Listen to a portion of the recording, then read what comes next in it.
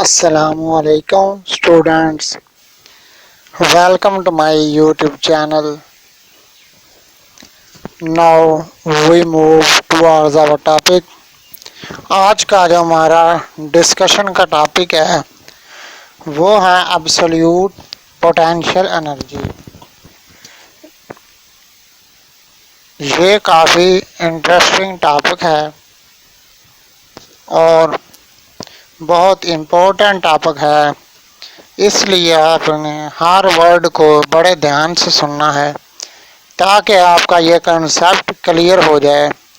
ये कंसेप्ट आगे बीएससी पढ़ेंगे, एमएससी पढ़ेंगे, एमफिल पढ़ेंगे, उनके अंदर ये आएगा, बार बार रिपीट होगा।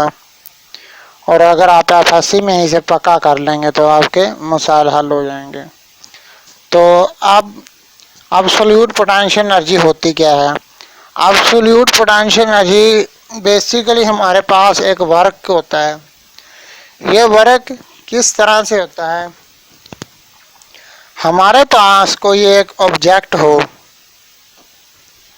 उसको डिस्प्लेस करवाना है, यानी उसकी जगह बदलनी है, उसे मूव कराना है किसी एक पोजीशन से लेकर इन्फिनिटी वाली पोजीशन तक ले जाना।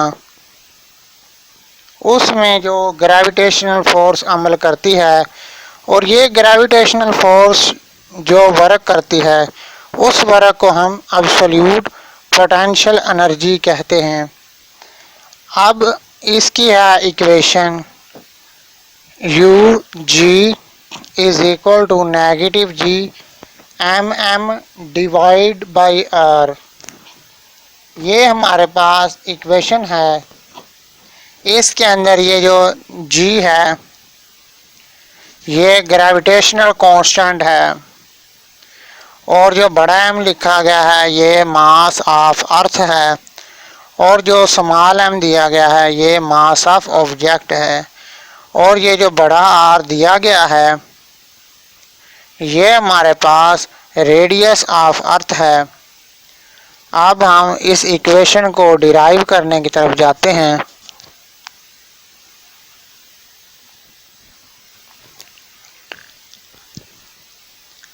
अब ये जो है as the relation for work done by gravitational force PE is equal to mgh is true।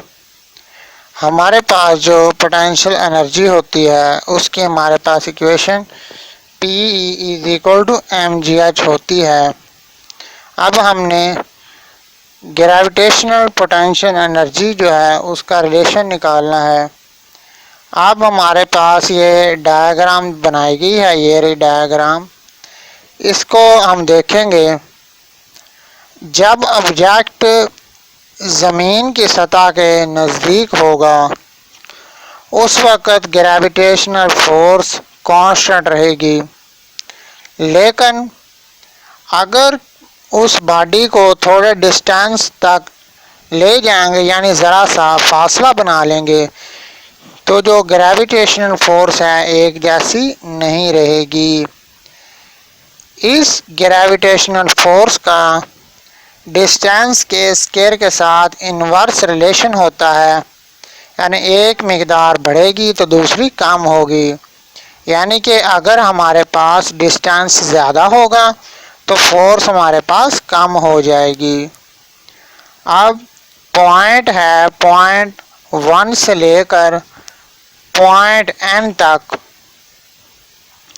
हमने वर्क कैलकुलेट करना है। इसके मुख्तलिफ स्टेप्स हम बनाएंगे और फिर उन सब के आंसर्स का हम ऐड कर लेंगे तो हमारा ग्रेविटेशनल जो है फोर्स, उसके ज़ेरे असर जो हमारे पास एब्सोल्यूट पोटेंशियल एनर्जी है उसको हम कैलकुलेट कर सकेंगे। तो ये डायग्राम हमारे पास दी गई है। डायग्राम को आप गौर से देखें। डायग्राम के अंदर अर्थ बनी हुई है, ये जो नीले से रंग की, इसका सेंटर का नाम O रखा गया है, इसका रेडियस हम R रखेंगे और फिर आगे पॉइंट्स बनाएंगे गए हैं 1 2 3 4 N तक जा रहा है और ये स्मॉल आर जो है R1 R2 डेल आर, ये हमारे पास डिस्टेंस के हैं। अब ये चीज़ें पहले बता दी गई हैं। Mass of body small M है, मास ऑफ अर्थ बड़ा एम है, और फिर R1 जो है distance of point 1 from centre of earth, centre of अर्थ से जो पॉइंट 1 का फासला है वो R1 है, और पॉइंट 2 का जो सेंटर से फासला है सेंटर ऑफ अर्थ से उसको R2 के साथ, यहाँ आपके साथ बड़ा R1 और बड़ा R2 लिखा गया है, आप यहाँ छोटा r लिख सकते हैं। अब हम कैलकुलेशन करेंगे r की इक्वेशन बनाएंगे। The distance between the centre of the step and the centre of अर्थ। हमारे पास ये जो है r, हमारे पास दो डिस्टेंसेस हैं, एक है R1 और एक है R2। हमने इनकी एवरेज लेनी है जो कि r का फार्मूला बनेगा। तो लिखेंगे r is equal to R1 plus R2 divide by 2। ये हमारे पास इक्वेशन नंबर 1 बन गई। अब ये जो हमारे पास डायग्राम में देखेंगे पॉइंट 1 और 2 लिखा गया है, इनके साथ ये डिस्टेंस लिखा गया है डेल आर, यानी चेंज इन डिस्टेंस है डेल आर। हमारे पास डिस्टेंस के दो पॉइंट्स हैं R1 और R2। R2 नेगेटिव R1 ये डिफरेंस है, चेंज है डिस्टेंस के अंदर, इसको डेल आर के साथ ज़ाहिर करेंगे। Del R is equal to R2 negative R1। ये हमारे पास इक्वेशन नंबर 2 बन जाएगी। तो अब हम क्या करेंगे, यही जो इक्वेशन नंबर 2 है इसको यूज़ करते हुए R2 के साथ नेगेटिव R1 लिखा गया है, इस नेगेटिव R1 को डेल आर के साथ लिखेंगे तो मसावी के दूसरी तरफ आने की वजह से नेगेटिव R1 प्लस R1 बन जाएगा। तो ये हमारे पास थर्ड इक्वेशन बन गई है।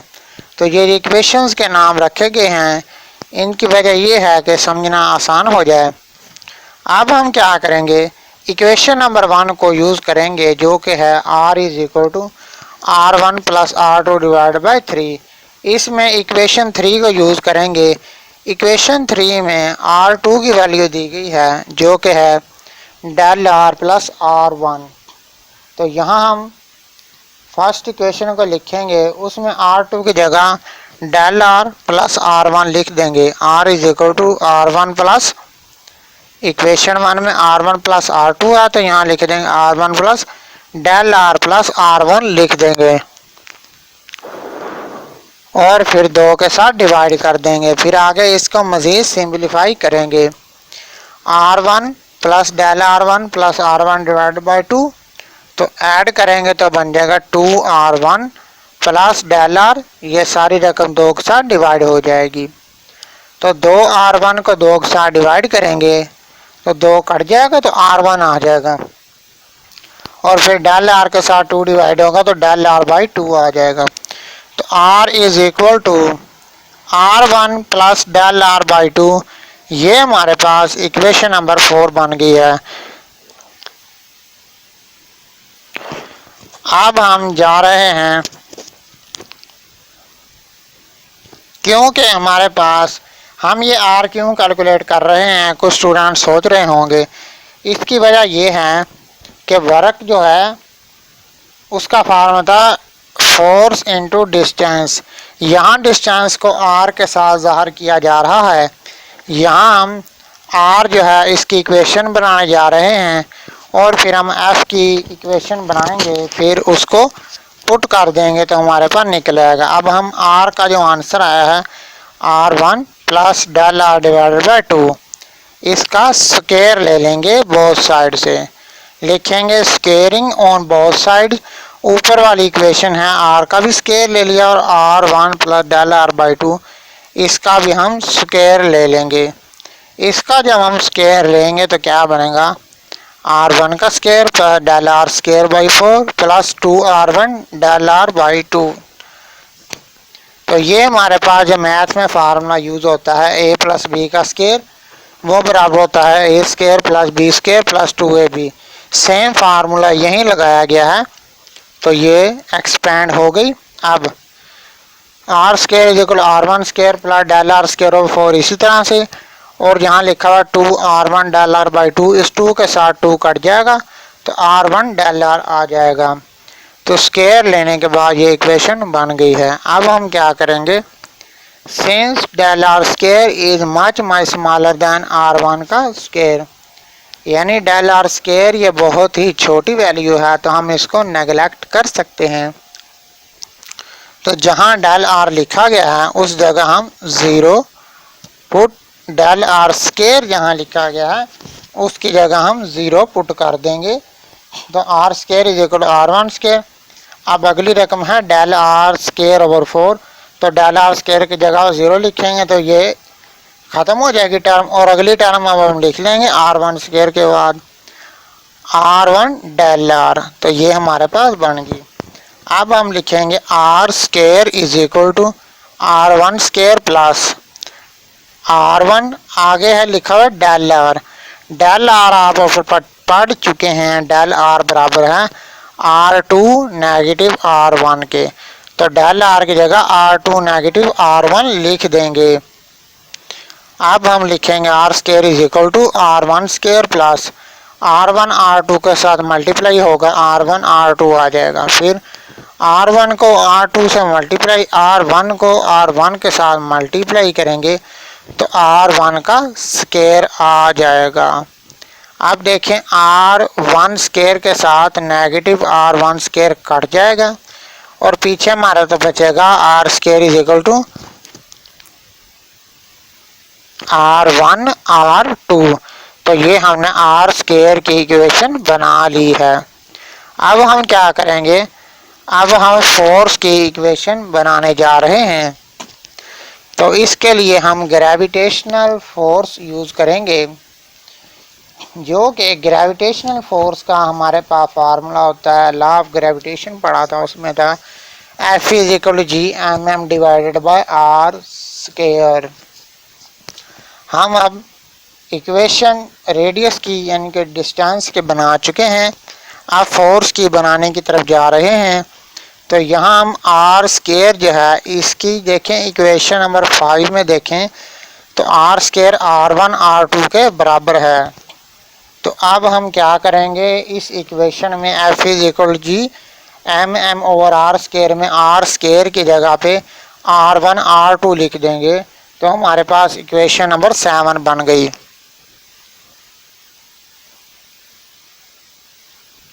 तो देखा हमने डिस्टेंस और फोर्स की इक्वेशन बना ली। अब हम वर्क कैलकुलेट करेंगे। अब हम पहला पॉइंट जो है पॉइंट 1 से 2 की तरफ फर्स्ट स्टेप है उसका हम टोटल वर्क कैलकुलेट करने लगे हैं। वर्क 1 से 2 is equal to F dot del R, क्योंकि डेल आर हमारे पास डिस्टेंस है। अब इनकी डॉट प्रोडक्ट है तो एफ डेल आर आगे कॉस के साथ थीटा लगेगा। तो जो फोर्स और जो डिस्टेंस है ये ऑपोजिट डायरेक्शन में है तो इसलिए यहाँ पे एंगल 180 डिग्री आएगा। तो cos 180 डिग्री की वैल्यू होती है -1।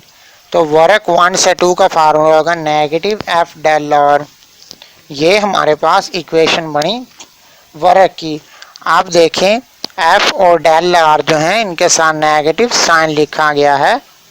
अब हम क्या करेंगे, एफ और आर की जो इक्वेशन हमने बनाई थी इसको पुट कर देंगे। अब देखिए हमने फोर्स की क्या इक्वेशन बनाई है, इक्वेशन नंबर 7 की तरफ देखें, negative G M M over R1 R2 ये लिख देंगे और डेल आर की जगह पे लिख देंगे R2 नेगेटिव R1। यहाँ लिखा गया है negative G M M into R2 negative R1, फिर इस सारी रकम के साथ डिवाइड हो रहा है R1 R2।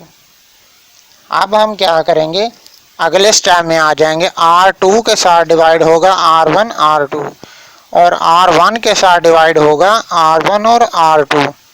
आप देखें नेगेटिव जी एम एम ऐसे ही आ जाएगा। पहली टर्म के अंदर R2 के साथ R2 कट जाएगा और दूसरी टर्म के अंदर R1 के साथ R1 कट जाएगा। तो पहली टर्म जो बनेगी 1 ओवर R1 बनेगी और दूसरी टर्म 1 ओवर R2 बन जाएगी। तो वर्क 1 से 2 क्या बना हमारे पास, negative G M M into 1 over R1 negative 1 over R2। ये हमारे पास work done from point 1 to 2 from first point is. First step का हमने वर्क कैलकुलेट कर लिया। अब सिमिलरली ड्यूरिंग सेकंड स्टेप यानी दूसरे पॉइंट से तीसरे पॉइंट तक, पॉइंट 2 to 3, यहाँ वही इक्वेशन सेम लिखेंगे। Negative G M M into 1 और ऊपर लिखा है R1 और R2, यहाँ लिख देंगे R2 R3 यानी negative G M M into 1 over R2 negative 1 over R3। जो हमारे पास स्टार्टिंग पॉइंट है उसे पहले लिख देंगे और फिर दूसरे पॉइंट को बाद में लिख देंगे। तो ये हमारे पास सेकंड स्टेप का वर्क हो जाएगा। इसी तरीके से from point n negative 1 to point n जो लास्ट स्टेप है उसका क्या करेंगे, work negative n negative 1 to n, ये होगा नेगेटिव जी एम एम और 1 ओवर r के साथ लगेगा n नेगेटिव 1 और नेगेटिव 1 ओवर r के साथ लगेगा n। तो ये हमारे पास लास्ट स्टेप का वर्क भी कैलकुलेट हो गया। अब हम टोटल वर्क कैलकुलेट करेंगे फर्स्ट पॉइंट का, फर्स्ट स्टेप का, सेकंड स्टेप और n वाला स्टेप जो है इनका वर्क कैलकुलेट करेंगे। जो हमारे पास वैल्यूज़ दी गई हैं नेगेटिव जी एम एम इनके अंदर कॉमन आ जाएगा और इसके बाद जो ब्रैकेट के अंदर लिखे होते थे 1 over R1 negative 1 over R2 ये फर्स्ट स्टेप से है और plus 1 over R2 negative 1 over R3 ये सेकंड स्टेप से है और आगे 1 over Rn negative 1 negative 1 over Rn ये n वाले स्टेप से है। इनको ऐड करेंगे तो देखें हम नेगेटिव जी एम एम तो कॉमन है, इसका स्टार्टिंग पॉइंट है 1 ओवर R1 और इसका लास्ट पॉइंट है 1 ओवर Rn। तो ये फर्स्ट पॉइंट और लास्ट पॉइंट हम लिख देंगे 1 over R1 negative 1 over Rn। तो ये हमारे पास टोटल वर्क बन गया। अब हम एब्सोल्यूट पोटेंशियल एनर्जी के लास्ट स्टेप्स की तरफ जा रहे हैं। हम क्या करेंगे, n जो है फर्ज करें इसकी वैल्यू इन्फिनिटी है, n की जगह हम इन्फिनिटी पुट करेंगे तो Rn is equal to infinity 1 over Rn is equal to 1 over infinity is equal to 0। जहाँ पे 1 ओवर Rn लिखा गया इसकी जगह 0 पुट कर देंगे तो सिर्फ 1 ओवर R बच जाएगा हमारे पास। तो ये work total is equal to negative G M M divided by R। Negative G M M divided by R ये हमारे पास टोटल वर्क हो गया है। तो in general the absolute potential energy at distance R from centre of earth is U is equal to negative G M M over R। तो ये total work potential energy जो absolute है उसके बराबर हो जाएगा।